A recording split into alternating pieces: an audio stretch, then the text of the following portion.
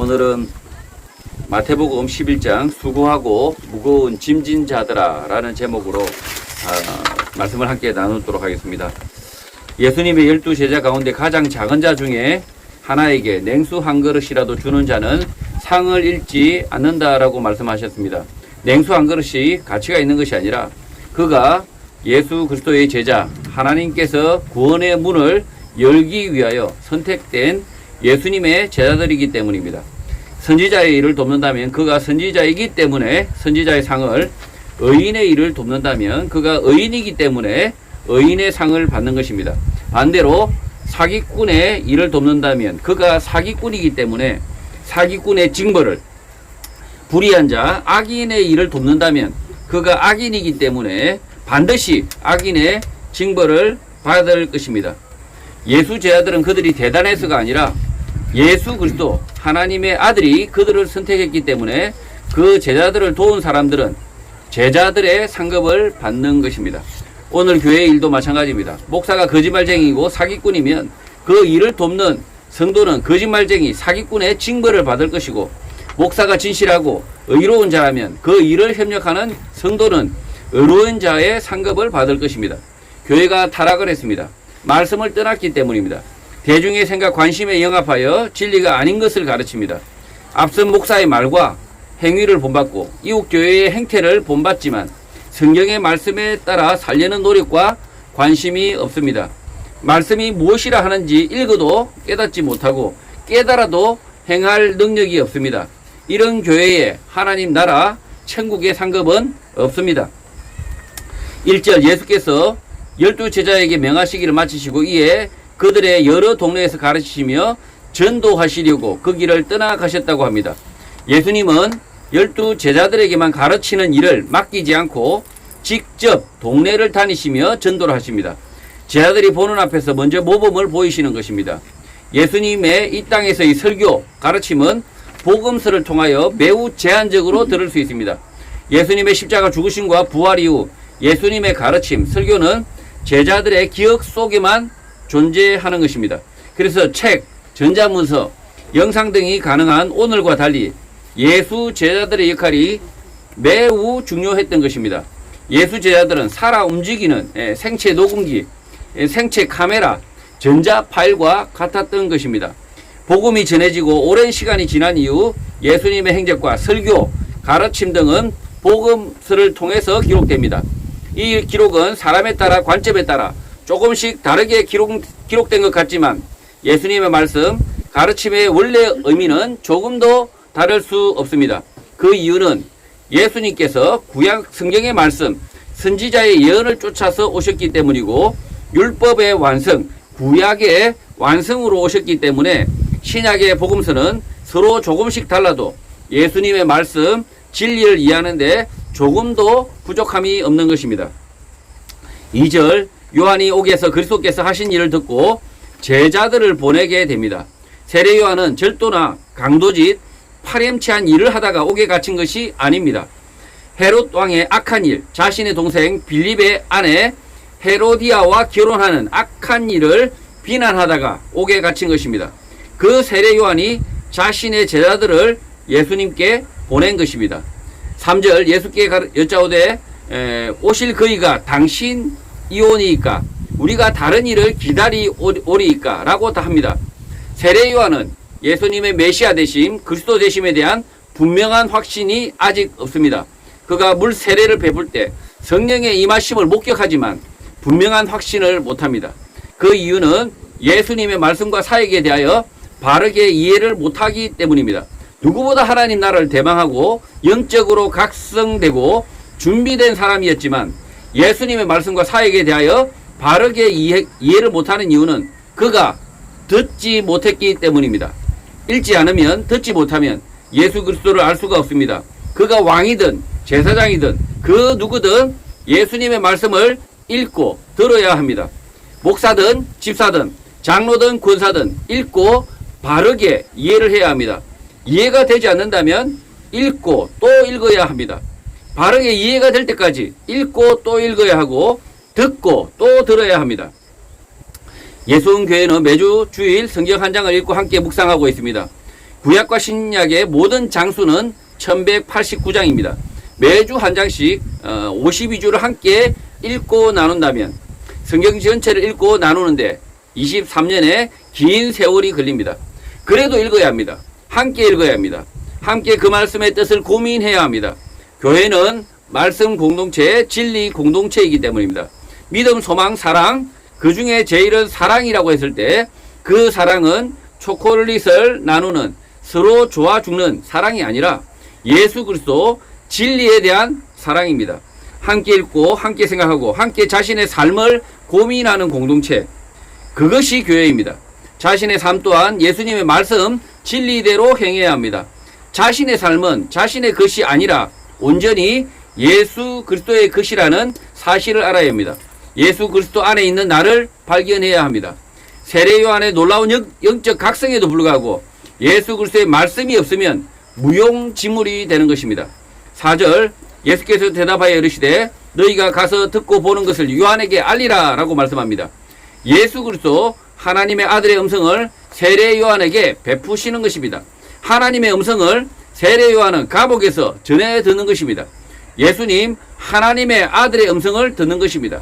지금 세례 요한이 예수 그리스도 메시아에 대한 의심이 생긴 겁니다. 의심이 생겼는데 이 세례 요한이라 할지라도 이렇게 의심이 생기는 이유는 뭐냐? 예수 그리스도의 음성을 듣지 않았기 때문입니다. 그래서 직접 예수님께서 세례 요한의 제자들에게 예수님의 음성을 그대로 들려줘라 라고 지금 말씀하고 있는 거죠. 5절, 맹인이 보며 못 걷는 사람이 걸으며 나병 환자가 깨끗함을 받으며 못 듣는 자가 들으며 죽은 자가 살아나며 가난한 자에게 복음이 전파된다고 말하라고 합니다.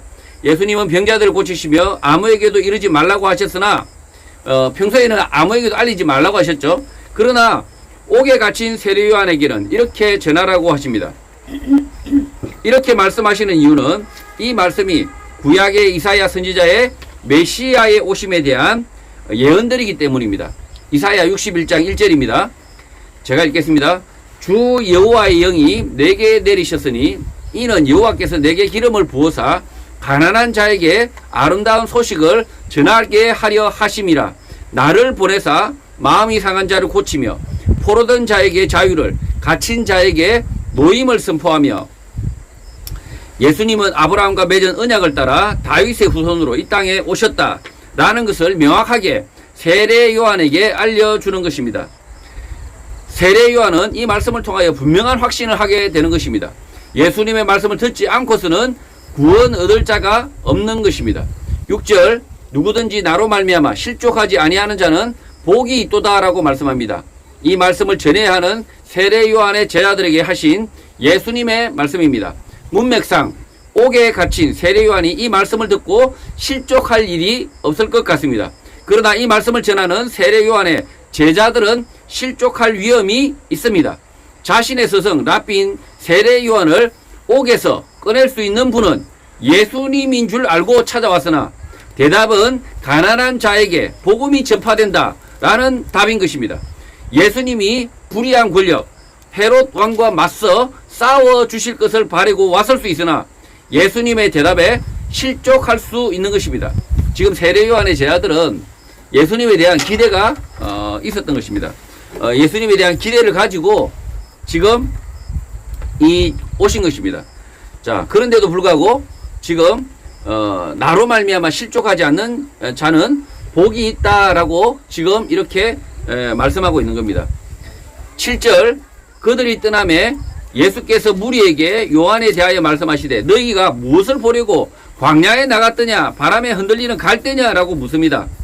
세례 요한의 제자들이 실망한 눈빛, 염려를 가지고 떠날 때 하필 예수님은 남아있는 무리에게 세례 요한을 조롱하는 듯한, 디스를 하는 듯한 말씀을 합니다. 사람들이 세례 요한의 가르침을 듣기 위하여 광야에 찾아갔었고 또 지금 예수님 앞에 모여 있는데 바람에 흔들리는 갈대를 보러 갔느냐라고 물으신 것입니다. 갈대를 보러 먼 광야까지 가지는 않는 것이 당연하니 조롱의 말씀은 아니고 영적 각성을 촉구하시는 말씀입니다. 8절, 그러면 너희가 무엇을 보려고 나갔더냐? 부드러운 옷 입은 사람이냐? 부드러운 옷을 입은 사람들은 왕궁에 있다라고 합니다. 지금 실망한 눈빛을 하고 떠나는 세례 요한의 제자와 무리의 일부가 기대하는 것은 세상 권력일 수 있습니다. 그래서 예수님께서 그 권력자들은 왕궁에 있다라고 말씀을 하시는 것입니다. 지금 부드러운 옷을 입은 사람은 왕입니다. 왕과 권력자들을 말하는 겁니다. 자, 9절. 그러면 너희가 어찌하여 나갔더냐? 선지자를 보기 위함이었더냐? 옳다. 내가 너희에게 이르노니 선지자보다 더 나은 자라고 말씀합니다. 세례 요한의 제자와 무리 가운데 세상 권력을 바랬던 사람들, 예수님이 그 권력의 중심이 되길 바랬던 사람들은 이 말씀을 듣고 찔림이 있습니다. 선지자를 보기 위함이었다라고 변명하려던 자신의 대답을 예수님께서 먼저 하신 것입니다. 이 사람들에게 예수님은 세례 요한은 선지자보다 더 나은 자라고 말씀합니다. 예수님이 세상 권력이 되어주길 바라는 이 사람들에게 옥에 갇힌 무기력한 세례 요한을 선지자보다 더 나은 사람이라고 말씀하는 것입니다. 선지자의 등급이 있는 게 아니고요. 사실은 지금 세상 권력을 바라는 이 세례 요한의 제자들과 예수님의 그 무리들을 향해서 세례 요한이 선지자 중에서 가장 으뜸이다라고 지금 이야기하는 이유는 그런 이유에서 이렇게 말씀하시는 것입니다. 10절 기록된 바 보라 내가 내 사자를 내 앞에 보내노니 그가 내 길을 내 앞에서 준비하리라 하신 것이 이 사람에 대한 말씀이라고 합니다. 이 말씀은 예수 그리스도의 오심을 예언하는 말라기 선지자의 예언입니다. 말라기 3장 1절입니다. 제가 읽겠습니다. 만군의 여호와가 이르노라 보라 내가 내 사자를 보내리니 그가 내 앞에서 길을 준비할 것이요 또 너희가 구하는 바 주가 갑자기 그의 성전에 임하시리니 곧 너희가 사모하는 바 언약의 사자가 임하실 것이라. 하나님의 아들 예수 그리스도가 이 땅에 오시기 전 먼저 와서 그의 길을 준비하는 사람, 그가 세례 요한이라는 것입니다. 11절 내가 진실로 너희에게 말하노니 여자가 낳은 자 중에 세례 요한보다 큰 이가 일어남이 없도다. 그러나 천국에서는 극히 작은 자라도 그보다 크다고 말씀합니다. 모순적인 말씀 같습니다. 세례 요한은 사람이 낳은 자 중에 가장 큰 자라고 말씀하셨는데 천국에서는 극히 작은 자도 그보다 크다라고 지금 말씀하고 계시기 때문입니다. 세례 요한이 여자가 낳은 자 중에 가장 큰 자가 되는 이유는 그가 예수 그리스도의 오심을 준비했기 때문입니다. 앞선 선지자들은 예수 그리스도의 오심을 예언했지만 세례 요한은 오신 예수님을 하나님의 아들로 이 땅에서 영접을 했고 만났고 물로 세례를 베풀며 그가 하나님의 아들이심을 드러냈기 때문입니다. 그래서 모든 선지자보다 더 큰 자가 되었던 것입니다. 그러나 천국에서는 반대가 됩니다. 그 이유가 뭘까요? 예수님의 부활을 믿지 못하는 제자 도마가 있었습니다. 그가 예수님의 손과 옆구리에 자신의 손을 넣어보지 않고서는 믿지 않겠다라고 말합니다. 부활하신 예수님은 도마에게 다시 찾아오셨고 자신의 손과 옆구리를 내어주십니다. 그리고 이렇게 말씀하십니다. 요한복음 20장 29절입니다. 예수께서 이르시되 너는 나를 본고로 믿느냐? 보지 못하고 믿는 자들은 복되도다 하시니라. 예수님을 직접 만난 세례 요한, 옥에 갇힌 세례 요한은 예수 그리스도의 메시아의 오심을 준비했고 직접 눈과 손으로 알았지만 그는 지금 분명한 확신이 없었던 것입니다. 세례 요한은 예수 그리스도 메시아 오심을 그 누구보다 분명하게 확신하고 있었지만 옥에 갇혀서 그이가 당신이오니이까 우리가 다른 일을 기다리오리이까 라는 물음을 해야 될 지경이 된 것입니다. 그래서 예수 그리스도를 만나서 믿는 사람들은 부럽다, 1세기 성도들이 부럽다 생각을 하시는 분들도 있지만 예수님은 그 반대다라고 말씀하고 있는 것입니다. 보지 못하고 믿는 자들이 복되다라고 말씀하는 것입니다. 천국에서 크고 작음이 있을까요? 예수님은 천국에서도 크고 작음이 있는 듯이 말씀을 하셨지만 세례 요한의 경우를 보면 이 말씀 가운데 없다라는 것이 맞을 것 같습니다. 세상에서는 크고 작음, 지위가 높고 낮음이 있어서 사람들의 인식이 그렇게 오랫동안 굳어져 있어서 예수님은 이런 사람들의 생각을 쫓아서 말씀하셨기 때문에 천국에서 가장 작은 자가 세례 요한보다 크다라고 말씀을 하신 것입니다. 결국 보고 직접 경험하지 않았지만 듣고 믿는 자가 천국에서는 더 복되다라고 말씀하시는 것입니다. 한국교회에 이상한 목사들이 있습니다. 천국과 지옥에 다녀왔다는 분들입니다. 한마디로 요약을 하겠습니다. 천국과 지옥 간증을 듣지 않는 성도가 복되고 보지 않고 믿는 성도가 복됩니다. 12절 세례 요한의 때부터 지금까지 천국은 침노를 당하나니 침노하는 자는 빼앗는다고 말씀합니다.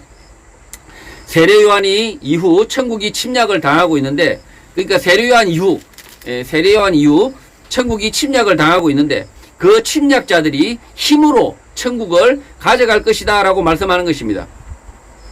이 말씀이 잘 이해가 되지 않을 겁니다. 제가 그래서 킴 제임스 버전, 그러니까 영어 성경 중에서 NIV 성경이 있고요, 킴 제임스 버전 영어 성경이 있는데 그 중에 킴 제임스 버전을 제가 읽어드리겠습니다. 마태복음 11장 12절입니다. And from the days of John the Baptist until now, the kingdom of heaven suffereth violence, and the violence take it by force. 자, 요거 킴 제임스 버전이기 때문에 지금 사용하는 영어가 아닙니다. 자, 이 말씀은 예수님의 권력, 폭력으로 세상의 왕, 세상의 권력이 되길 바라는 일부 세례 요한의 제자들과 무리들에게 하신 말씀입니다. 예수님이 많은 사람들을 모아서 세력화하고 이스라엘 왕국의 부활을 선언해 주길 바랬던 사람들에게 하신 말씀입니다. 세례 요한 이후 헤롯 왕국이 침략을 당하는 것이 아니라 하나님의 나라가 침략당하고 있는데, 그 침략자들은 예수님을 그리스도, 메시아, 하나님의 아들이라고 믿는 보잘것없는 믿음으로 나라를 얻으려고 한다는 것입니다. 힘, 폭력이 아니라 믿음으로 하나님의 나라를 빼앗는다, 소유한다 라고 말씀하는 것입니다. 오늘 한국 사회도 마찬가지입니다. 힘과 권력, 폭력, 범죄로 나라를 빼앗을 수 있다는 사람들이 있습니다. 그러나 하나님의 나라와 마찬가지로 이 땅에서도 폭력, 힘으로 나라를 영원히 빼앗을 수 없습니다. 힘과 권력이 아니라 진실, 진리에 대한 자유에 대한 믿음을 가진 사람들이 나라를 바르게 세워갈 수 있는 것입니다. 지금 예수님이 세례 요한의 제자들은 이 이스라엘 왕국을 부활을 꿈꾸고 있었던 거죠. 폭력으로 꿈꾸고 있었습니다. 세상의 왕국을 꿈꿨지만 예수님은 그게 아니다.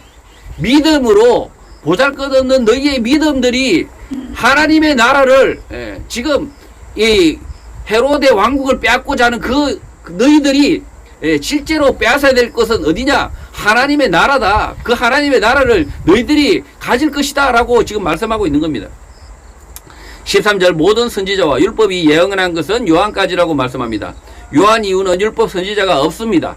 예수님 이후 자신을 선지자로 칭하는 사람, 참칭하는 사람은 사입이고 이단입니다. 지금 예수님이 분명하게 이렇게 말씀하고 있습니다.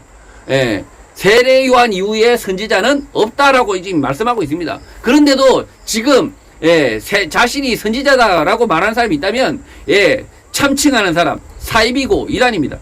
신약 시대에 내가 선지자다라고 말하는 순간 예수님의 오심에 대하여 예언한 일이 아직도 남았고 예수 그리스도는 오직 않았다라는 것을 말하는 것이기 때문입니다. 선지자를 참칭하는 것은 분명한 이단의 징표입니다. 자, 내가 목자다라는 표현도 잘못된 표현입니다. 예수 그리스도 외에는 목자는 없습니다.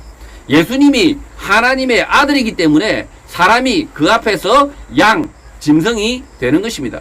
사람을 목자로 부르는 것은 심각한 착각, 오류입니다. 교회 안에 목양실이라는 명패가 있다면 당장 뜯어서 버려야 합니다. 14절 만일 너희가 절겨 받을진대 오리라 한 엘리야가 곧 이 사람이다 라고 말씀합니다. 감옥에 갇힌 힘없는 세례 요한을 예수님은 구약시대 갈멜산에서 바알 아세라를 섬기는 제사장과 대결을 하여 모두 죽인 엘리야라고 칭찬하신 것입니다. 세례 요한이 왜 엘리야가 될 수 있을까요? 엘리야는 우상을 섬기는 이스라엘의 회복을 위하여 바알과 아세라 제사장과 싸웠습니다. 그러나 세례 요한은 이 땅의 이스라엘의 회복이 아니라 온 세상을 구원하실 예수 그리스도 메시아가 오시기를 기다렸고 결국 그가 왔다라는 사실을 알렸기 때문에 마지막 선지자로서 자기 사명을 다했기 때문에 그를 엘리야로 칭찬하신 것입니다. 자, 엘리야는 당시 타락한 이스라엘의 그 왕국의 그 회복을 위해서 엘리야는 싸웠습니다. 예.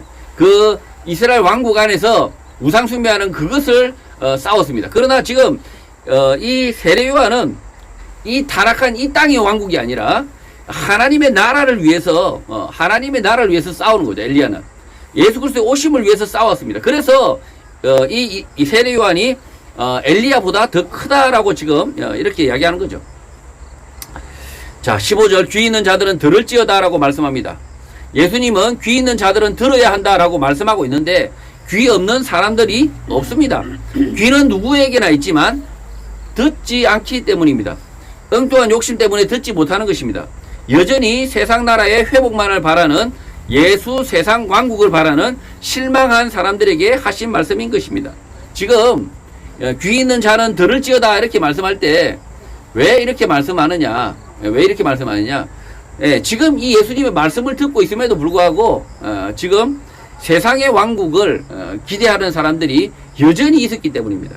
예, 나중에 제자들도 예수님이 십자가에 잡혀 돌아가시기 전까지도 예수 제자들도 세상 왕국을 꿈꿉니다. 16절 이 세대를 무엇으로 비유할까? 비유하건대 아이들이 장터에 앉아 제 동물을 불렀다고 말합니다. 예수님 당시의 상황을 장터의 아이들의 놀이로 비유를 하시는 것입니다. 17절 이르되 우리가 너희를 향하여 피리를 부르도 너희가 춤추지 않고 우리가 슬피 울어도 너희가 가슴을 치지 아니하였다 한 것과 같다고 말씀합니다. 여기서 우리는 세례 요한과 그의 제자들입니다.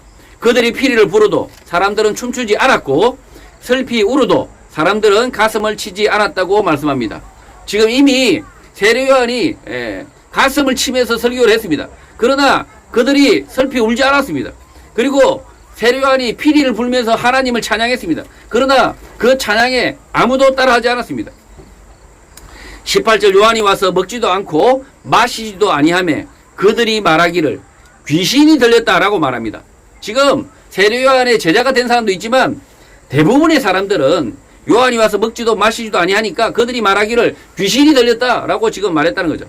먹지도 않고 마시지도 않는 이유는 예수 그리스도의 오심, 하나님 나라의 인재, 성육신의 사건이 곧 드러날 것이고 그 사건 이후에도 사람들이 죄악 가운데 있고 예수 그리스도를 영접하지 않는다면 최악의 결과를 낳기 때문입니다.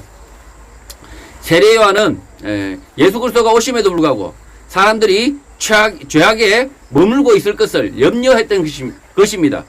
19절 인자는 와서 먹고 마시며 말하기를 보라 먹기를 탐하고 포도주를 즐기는 사람이요 세리와 죄인의 친구로다 하니 지혜는 그 행한 일로 인하여 옳다함을 얻었다고 합니다.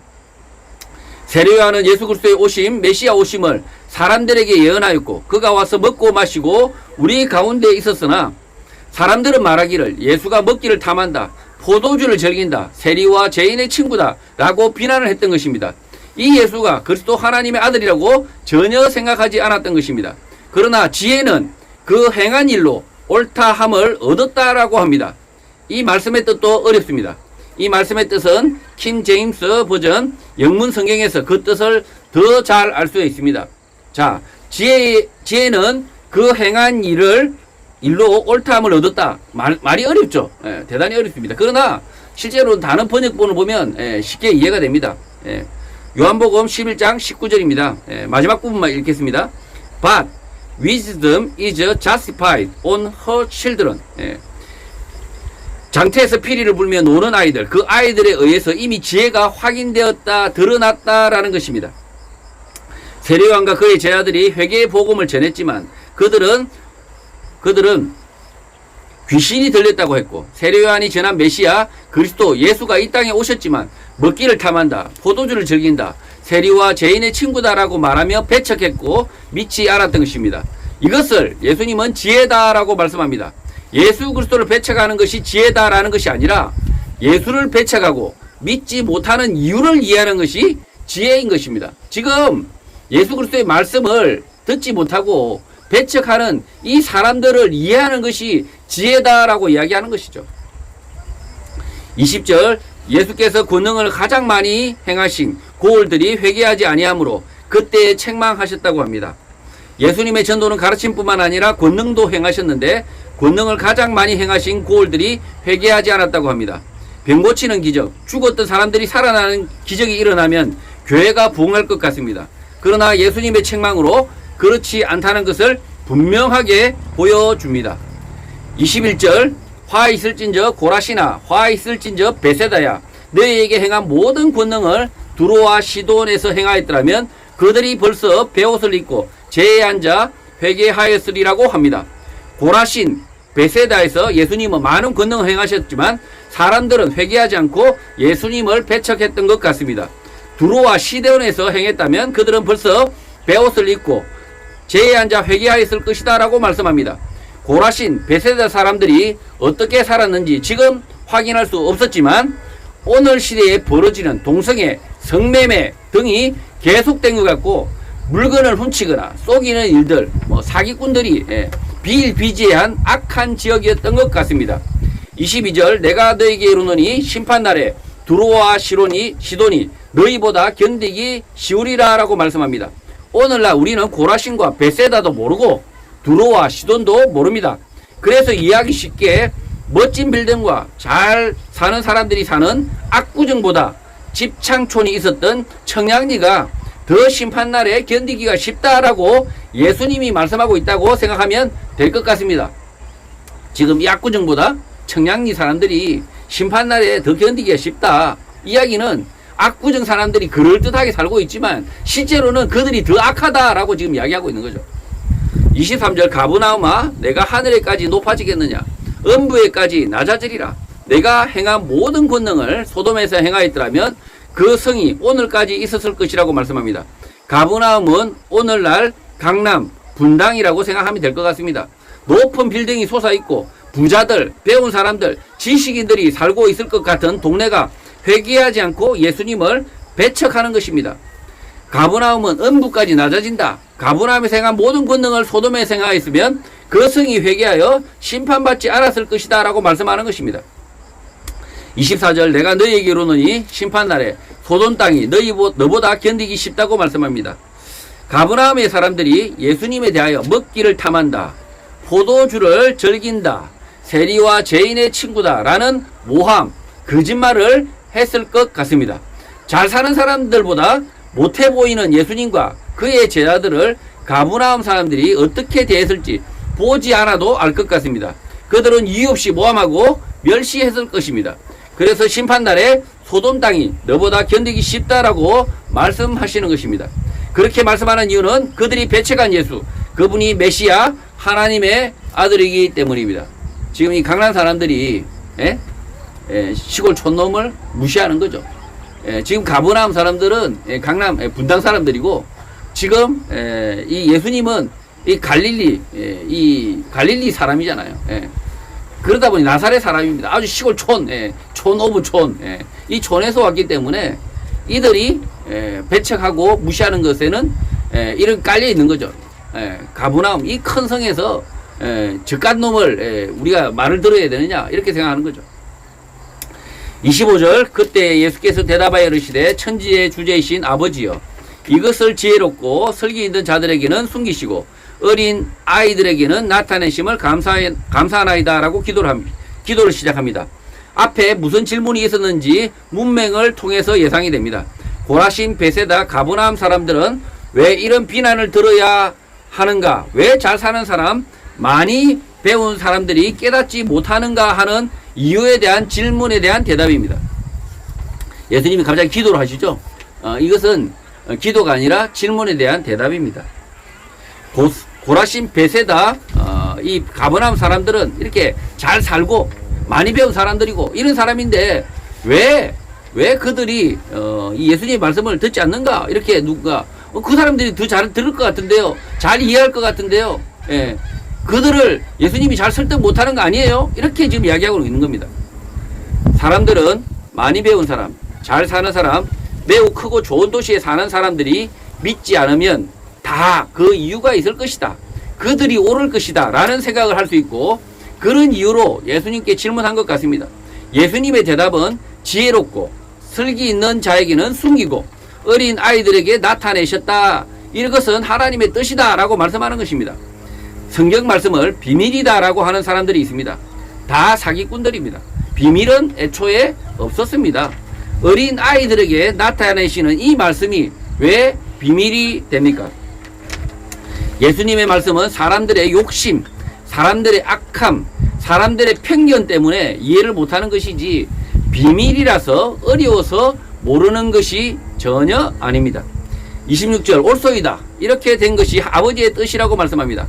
많이 배우고 잘 사는 사람, 높은 지위에 있는 고라신, 베세다, 가버나움에 사는 사람들은 예수님의 가르침을 듣고도 배척하지만 여기에 모인 사람들, 가난하고 많이 배우지도 못했고 그저 그렇게 보이는 평범한 사람들은 예수님의 말씀을 경청하고 있고 그의 말씀을 따르기로 결심하는데 이것이 아버지의 뜻이라는 것입니다. 오늘 시대도 마찬가지입니다. 좀 안다, 좀 배웠다라는 사람들은 오히려 예수 그리스도의 말씀, 바른 성경의 말씀을 배척합니다. 그 이유는 그들의 상과 배치되기 때문입니다.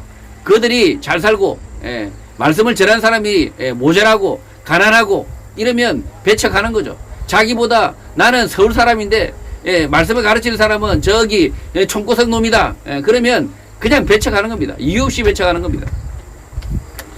자, 27절 내 아버지께서 모든 것을 내게 주셨으니 아버지 외에는 아들을 아는 자가 없고 아들과 또 아들의 소원대로 계시를 받는 자 외에는 아버지를 아는 자가 없다고 말씀합니다. 이 말씀은 예수님의 말씀을 듣고 깨닫게 될, 믿게 될 사람들에 대한 예수님의 설명입니다. 하나님께서 모든 진리, 구원의 약속, 모든 것을 예수 그리스도께 모두 맡겨 이 땅에 보내셨으나 그 사실을 현재 아는 분은 현재입니다. 현재 하나님뿐이다. 아는 사람이 전혀 없다. 그러나 그 하나님을 아는 이 땅의 사람들이 있게 되는데 그는 하나님의 아들 예수이고 예수님께서 알고 계시죠. 그 예수님이 계시하여 깨닫게 될 모든 사람들이다 라고 하는 것입니다. 현재 예수 외에 모든 사람들이 하나님의 구원 계획을 몰랐으나 하나님께서 계시하여 드러내어 가르쳐 깨닫게 될 모든 사람들이 하나님을 알게 될 것이라고 말씀하는 것입니다.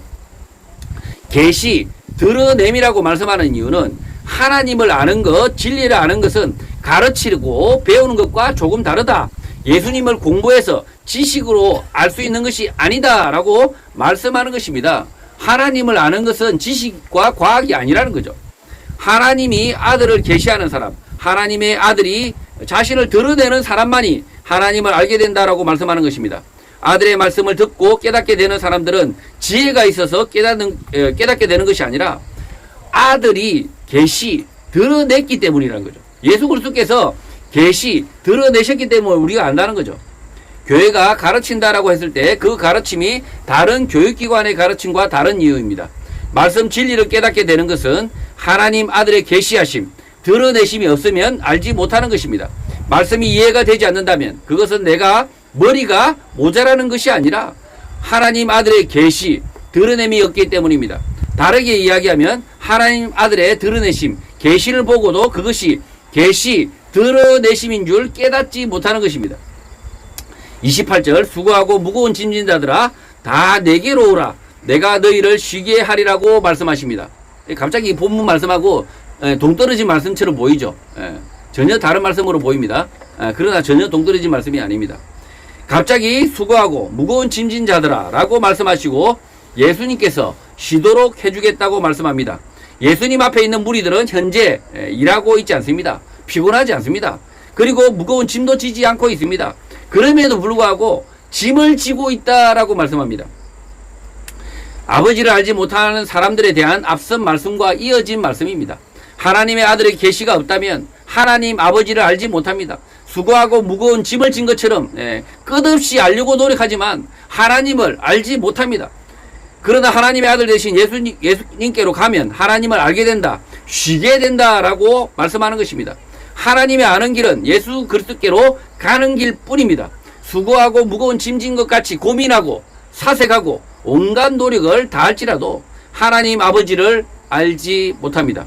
그 아버지 하나님을 아는 길은 아들 예수 그리스도께 찾아가는 길입니다. 예수님의 말씀 앞에서 가지 않으면, 예수님 말씀 앞에 가지 않으면 끝없이 고생한다, 쉬지 못한다 라고 말씀하는 것입니다. 29절 나는 마음이 온유하고 겸손하니 나의 멍에를 메고 내게 배우라 그리하면 너희 마음이 쉼을 얻는다라고 말씀합니다. 이 말씀도 참 오해가 많은 말씀입니다.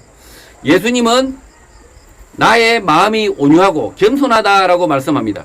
이 온유는 무지한 사람들에 대한 온유입니다.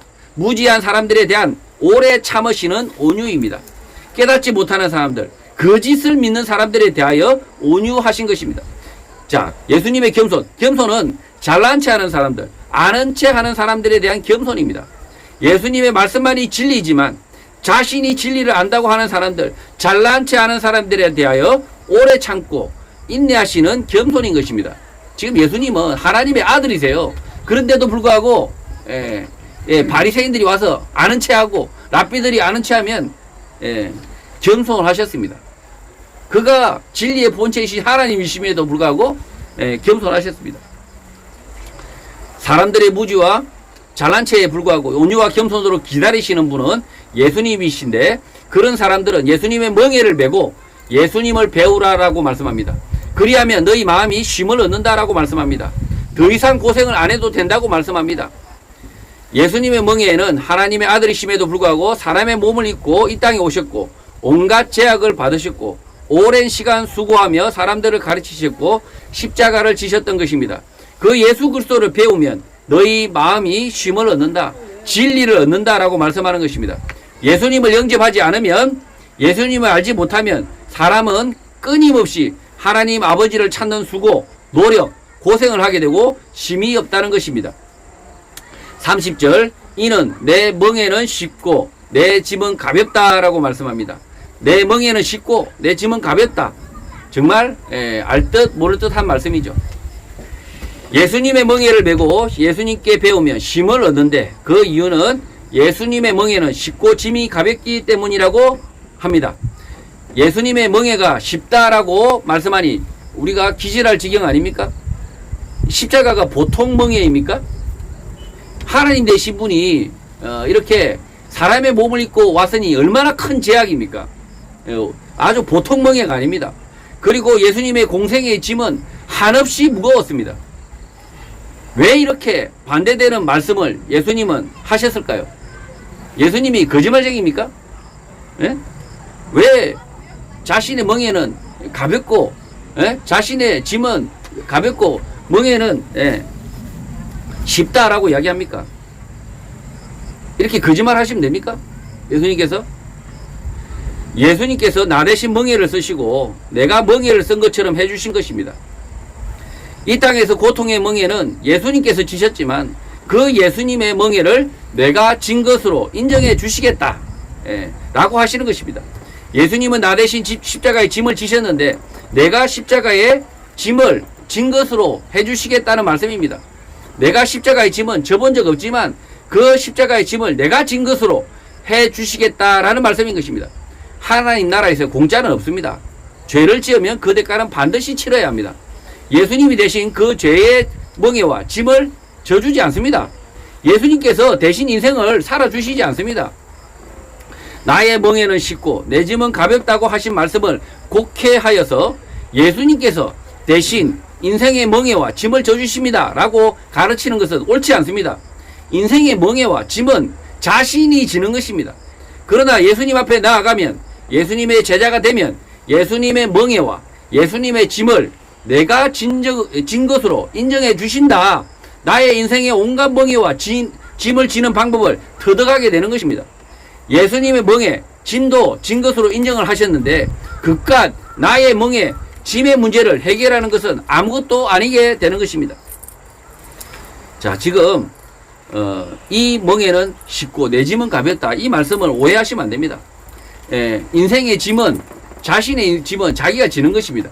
그러나 이 짐을 지는데 예수님의 학교에 들어오시면 십자가의 예수님의 멍에, 십자가의 짐, 그 짐을 지는 합격증을 주시는 거죠. 우리를 그렇게 인정해 주시는 거죠. 너희는 예수 멍에 십자가를 진 것으로 인정한다. 합격. 자, 그런 합격증을 받으면 인생의 짐, 인생의 멍에, 내가 비록 장애의 멍에를 가지고 태어난다 할지라도 그것은 아주 아무것도 아니게 되는 거죠. 성도 여러분, 나의 인생의 멍에와 짐이 문제입니까? 예수님의 멍에 짐을 내가 대신 졌다는 예수님의 인정이 있습니까? 예수님의 제자의 인정을 받으셨습니까? 나의 교만, 무지와 잘난 체를 버리고 예수님 앞에 나아가 그의 말씀 아래서 배우시길 바랍니다. 그렇게 한다면 나의 인생의 멍에, 짐을 지는 것은 아무것도 아니게 될 것입니다. 인생의 멍에와 짐으로 수고하고 마음고생이 심한 오늘을 살아갈 때 예수 그리스도의 말씀을 통하여 그 멍에와 짐이 아무것도 아니게 되는 강건한 사람, 힘 있는 성도, 능력 있는 성도가 되시기를 주님의 이름으로 축복합니다. 아멘.